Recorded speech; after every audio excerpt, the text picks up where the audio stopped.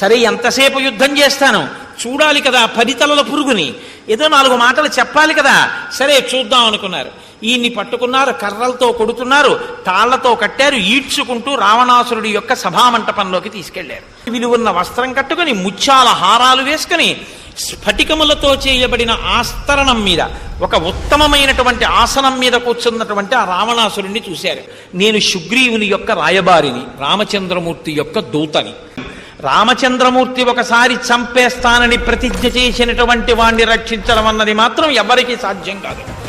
మండిత విస్ఫులింగ విషమ జ్వలితానుల కీలలు వబ్జ గర్భాండము నిండ రామ వసుధాదిపుడేశుడు వజ్ర సాధన ఖండిత పంక్తి కంట కడకంట పురాంతక శైలచాలనొద్దండ బల ప్రచండ పురదండ విఖండన చండకాండముల్. రామచంద్రమూర్తి వచ్చి తన బంగారు కోదండాన్ని నిలబెట్టి అక్షయబాణ తూణీరములలోంచి బాణములు తీసి వింటినారికి సంధించి విడిచిపెడితే తళ్ళు తలమనేటటువంటి మెరుపులతో లంకాపట్టణపు ఆకాశాన్నంతటినీ కమ్మేసి రాక్షస సంహారం చేస్తున్నప్పుడు రావణ నీకు దిక్కన్నవాడెవరు ఉండడు, నిన్నెవ్వడు ఆదుకోలేడు.